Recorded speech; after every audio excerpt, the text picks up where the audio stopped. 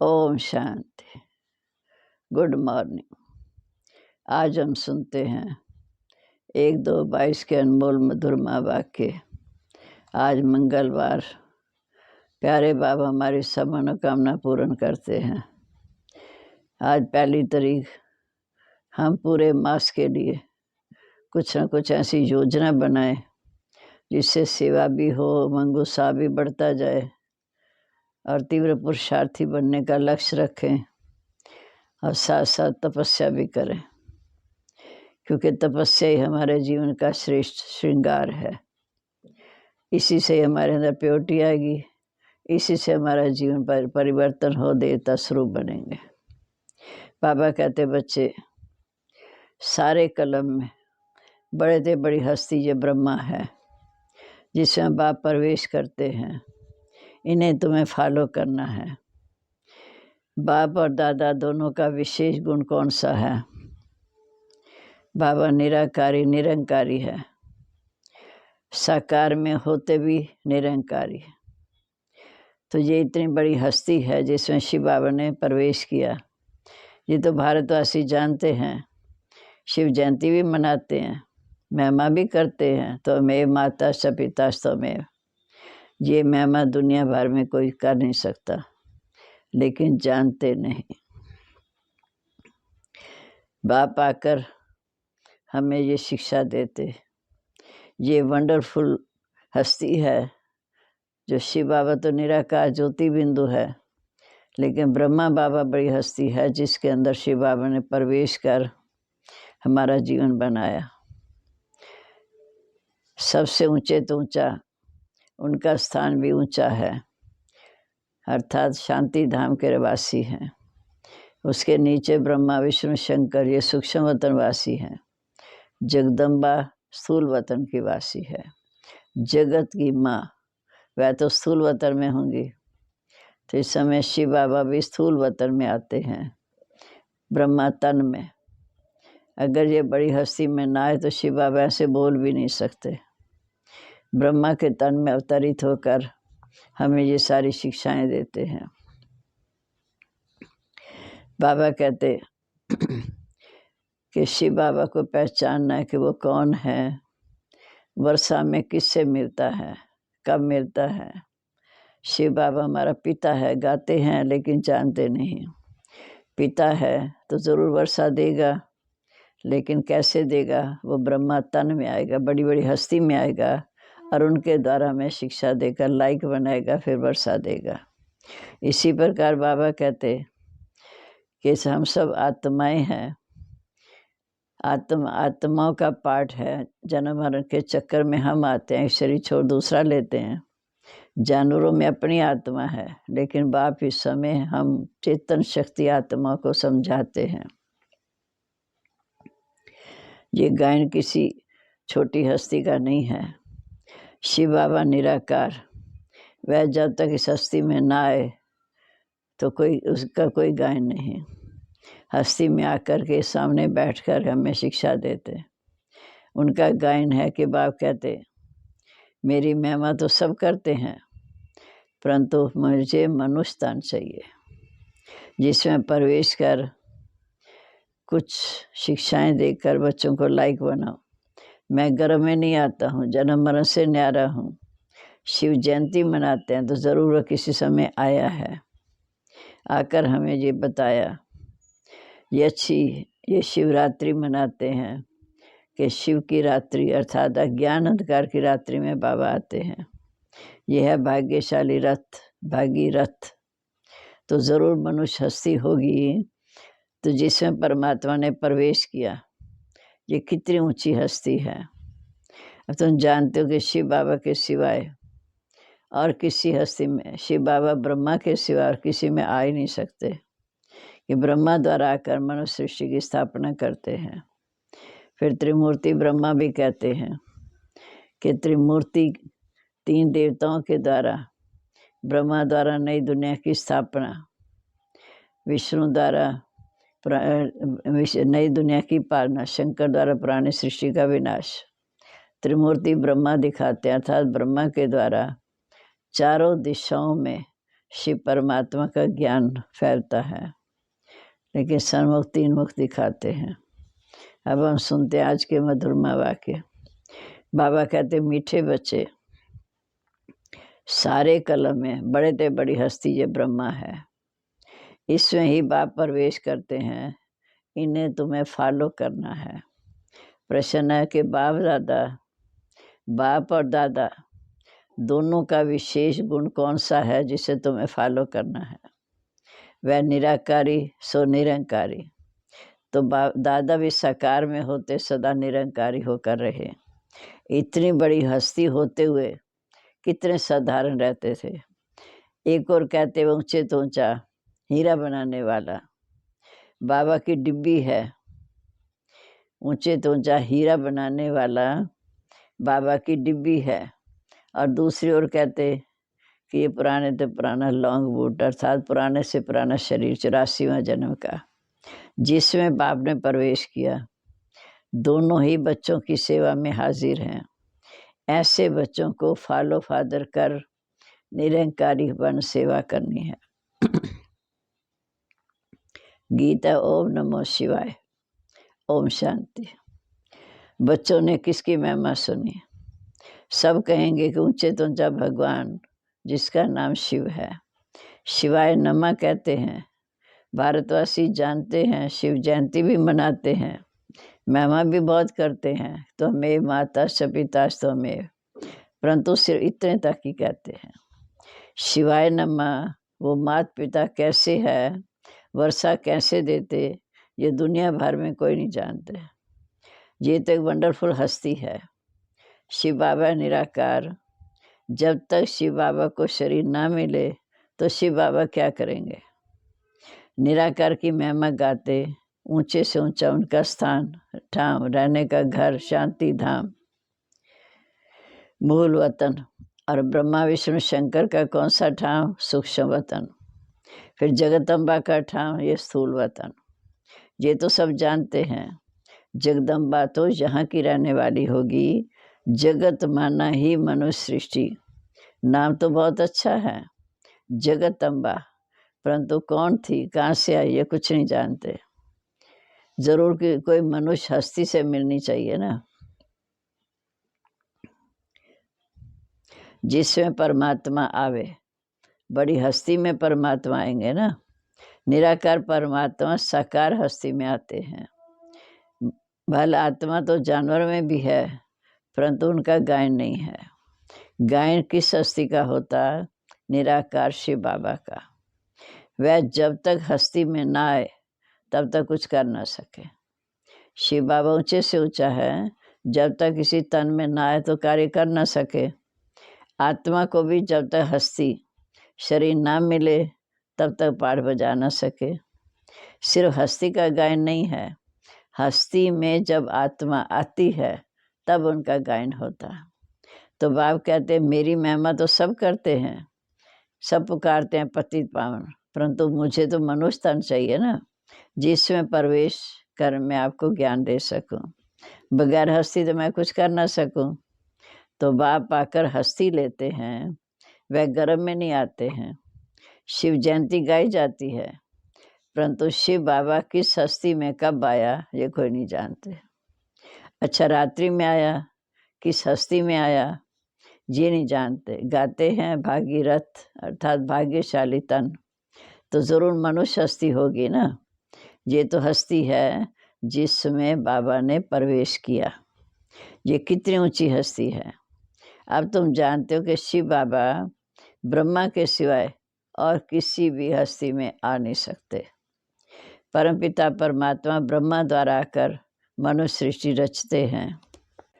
जब बहुत दुख और भ्रष्टाचार हो जाता तब परमात्मा इस हस्ती में प्रवेश कर तुम्हें सुखी श्रेष्ठाचारी बनाते हैं। इस भागीरथ बगैर शिव बाबा कुछ भी नहीं कर सकते। ये हस्ती शिव बाबा की है। अगर ये ना हो तो तुम शिव बाबा से वर्षा भी ना पा सको। गाया जाता है प्रजापिता ब्रह्मा अथवा त्रिमूर्ति ब्रह्मा, देव देव महादेव कहते। इन तीनों में ब्रह्मा का नाम ऊंचा है। ब्रह्मा तो यहाँ है जिस रथ में आते, विष्णु और शंकर को देवता कहते हैं। अच्छा, जो ब्रह्मा है उनको देवता कहना चाहिए? वह तो प्रजापिता ब्रह्मा है। मनुस्थान चाहिए। गाया हुआ कि प्रजापिता ब्रह्मा द्वारा इस सृष्टि को रचा, तो ज़रूर ब्रह्मा मुख द्वारा ही बच्चे रचे होंगे। ये कितनी बड़ी हस्ती है, परंतु है कितनी साधारण। इतनी बड़ी हस्ती, इनका रहन सहन देखो कितना साधारण।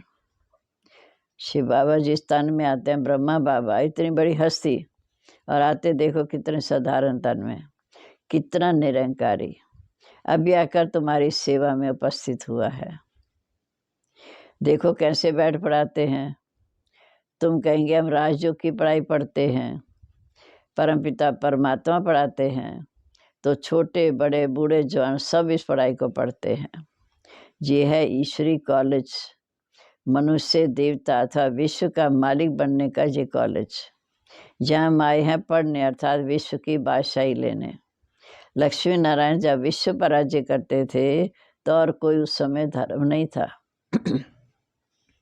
एक ही धर्म था, आदि सनातन देवी देवता धर्म। ना कोई और खंड था, एक ही भारत खंड था। अब फिर वो पद प्राप्त करने के लिए तुम जहाँ पढ़ाई पढ़ रहे हो, इस पढ़ाई के बगैर तुम विश्व के मालिक बन नहीं सकते। भारत शिवालय बन ना सके। शिव बाबा गाया हुआ है, निराकारी निरंकारी। जब हस्ती में प्रवेश करे तभी निरंकारी पने का महत्व हो। अकाल मूर्त ऐसे नहीं कि मुर्दे को पैदा कर जिंदा कर सकते हैं, नहीं। तुम बच्चों को बहुत नशा होना चाहिए कि हम परमपिता परमात्मा द्वारा पढ़ रहे हैं, प्रजापिता ब्रह्मा द्वारा राजयोग सिखा रहे हैं। ब्रह्मा बगैर तो प्रजापिता भी किसी को नहीं कह सकते। ब्रह्मा ही सारे मनुष्य सृष्टि का पिता है। आत्माओं का पिता शिव बाबा, और प्रजापिता ब्रह्मा है सारी सृष्टि का पिता। बाकी उस पिता को तो कोई जानते ही नहीं, शिव बाबा को। वे अपने को आत्मा ही नहीं जानते, कहते हैं पुण्यात्मा पाप आत्मा। तुम बच्चे जानते हो कि आज से 5000 वर्ष पहले भारत में पीस प्योरिटी प्रॉस्पेरिटी थी। अब आप कहते मैं आकर सबको नॉलेज देता हूँ। पहले तुम कुछ नहीं जानते थे, अब बाप के द्वारा सब कुछ जान गए। बाप की बायोग्राफी, बाप की जीवन कहानी बाप खुद ही बताते हैं। अब निराकार की जीवन कहानी कैसे हो सकती? ज़रूर जब साकार में आए तब उनकी बायोग्राफी हो ना। सिर्फ आत्मा की बायोग्राफी नहीं हो सकती जब तक जीव आत्मा बने। जब आत्मा शरीर में प्रवेश करती तब उनका पता चलता, तब पुनर्जन्म में आए और बायोग्राफी हो। बाप खुद कहते हैं कि मैं आकर ब्रह्मा द्वारा तुम्हें सभी वेदों शास्त्रों का सार समझाता हूँ, साथ साथ राजयोग सिखाता हूँ, रचता रचना के आत्मदन का राज समझाता हूँ, वेदों का शास्त्रों का सार समझाता हूँ, राजयोग सिखाता हूँ, रचता रचना के आत्मदन का ज्ञान देता हूँ। देखो बड़े से बड़ी हस्ती कितने साधारण रूप में है। ऊंचे तो ऊंचा हीरा बनाने वाला बाप है, उनकी ये डिब्बी है जिस तन में आते हैं। रथ कहो, पुरानी जुत्ती कहो, सबसे पुरानी ये है। क्योंकि पहले पहले जब आत्मा आती है तो बिल्कुल नंबर 1 श्री नारायण की आत्मा थी। श्री लक्ष्मी भी प्लस में है, उन्होंने भी पुनर्जन्म लिए, पहले सूर्यवंशी फिर चंद्रवंशी। ऐसे जन्म लेते 84 जन्मों का हिसाब है। भारत का देवी देवता धर्म इस समय प्राय लोप हो गया। कोई भी अपने को देवता कह नहीं सके। क्यों? कि देवताएं तो सर्वगुण संपन्न, 16 कला संपूर्ण निर्विकारी।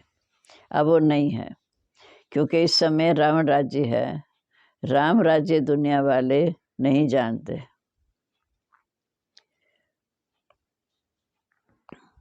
दिन प्रतिदिन रावण की पाग बदली होती जाती, बढ़ती जाती, दुनिया पतित होती जाती।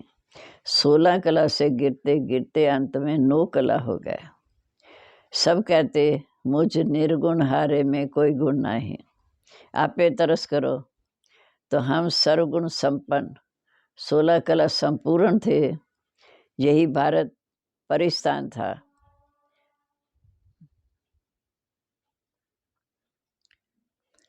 कहने मात्र कहते हैं, पर सृष्टि के चक्कर को तुम बच्चे जानते हो। तुम बच्चों को बाप कहते हैं, मीठे बच्चे। तुम एक राम को याद करो तो माला में पिरोने लायक बनेंगे। एक राम अर्थात शिव बाबा को याद करो तो माला में पिरोने लायक बन जाएंगे। रुद्र माला की बात है विष्णु माला। पहले शिव बाबा के बच्चे बनना, फिर विजयी रतन बन विष्णु की माला अर्थात विष्णु के लक्ष्मी नारायण के राज में आना। भक्त माला में भक्तों की महिमा होती। ये रुद्र माला, फिर विष्णु की माला, यानी विष्णुपुरी में राज करते हैं। कितना ऊंचा ज्ञान है। फिर बाबा कहते सन्यास भी 2 प्रकार का है। एक है हठ योग सन्यास। कर्म सन्यास तो हो नहीं सकता। कर्म बगैर तो मनुष्य रह नहीं सकता। चाहे प्राणायाम चढ़ाकर बैठ जाएं तो भी कर्म तो करेंगे ना। अनेक प्रकार से प्रैक्टिस करते हैं, परंतु वह कोई राजयोग नहीं। वो है हठ का सन्यास। वैसे ये भारत का धर्म है पवित्रता का, परंतु देवी देवताओं जितना पवित्र और कोई धर्म हो नहीं सकता। देवी देवता जैसा पवित्र और कोई हो नहीं सकता। वहाँ कोई सन्यास नहीं करना पड़ता, क्योंकि वह आत्मा पवित्र है। उनको शरीर भी पवित्र मिलता, आत्मा में खाद पड़ती है। फिर कला कम होते होते 16 कला से कम होते होते 9 कला। अभी सब आत्माएं आयरन एज में हैं, सब सांवरे हैं। आत्मा जब पवित्र थी तो गोरी थी, अभी अपवित्र है तो शरीर भी अपवित्र है, रोगी हैं। गाय भी जाता है श्याम सुंदर। सज्जू त्रेता में सुंदर, अंत में श्याम। चित्र भी काला और गोरा बनाते। अब तुम श्याम सुंदर हो, पहले गोल्डन एज था, अब आयरन एज है। अब फिर बाबा ज्ञान चिता पर बिठाए गोरा बनाते हैं। काले से गोरा बनाते हैं, ज्ञान चिता पर बिठाए। अगर मुक्ति जीवन मुक्ति चाहिए तो विकारों का थैला कैंसल करना होगा, पवित्रता की राखी बांधनी है। यह भी की बात है, जब तुम ब्रह्मा के बच्चे हो, ब्राह्मण बनने बगैर कोई यहाँ आ नहीं सकता। ब्राह्मण बनने बगैर कोई बाबा का बच्चा नई दुनिया में आ नहीं सकता। तुम हो ब्रह्मा मुख वंशावली। शिव बाबा कहते मुझ निराकार की महिमा तो गाते हैं, परंतु शरीर जब तक ना ले तो बाप भी क्या कर सकता। मैं बहुत जन्मों के अंत के जन्म में आता हूँ। अभी सबका विनाश होना है। ब्रह्मा द्वारा स्थापना किसकी? कलयुग की स्थापना तो कभी होती नहीं। स्थापना होती है सतयुग में, सतयुग की संगम पर स्थापना होती है, सतयुग की संगम पर। बाप कहते मैं आता संगम पर हूँ।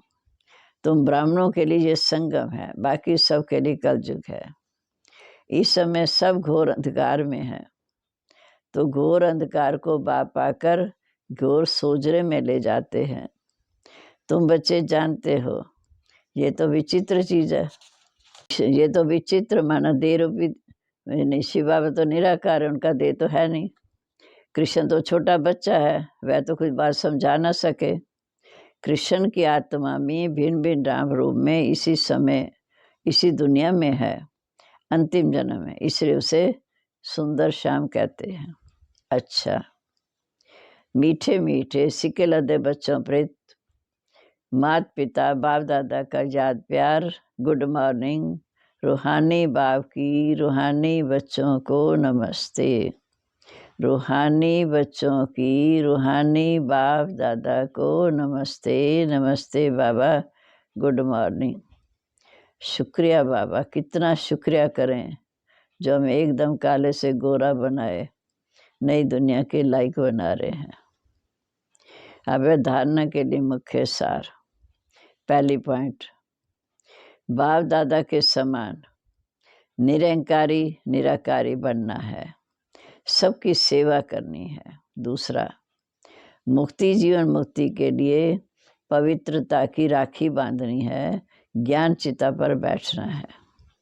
अब आज का वरदान, पावरफुल ब्रेक द्वारा सेकंड में व्यक्त भाव से परे होने वाले अव्यक्त फरिश्ता अशरीरी भाव। पावरफुल ब्रेक द्वारा सेकंड में व्यक्त भाव से परे होने वाले अव्यक्त फरिश्ता अशरीरी भाव।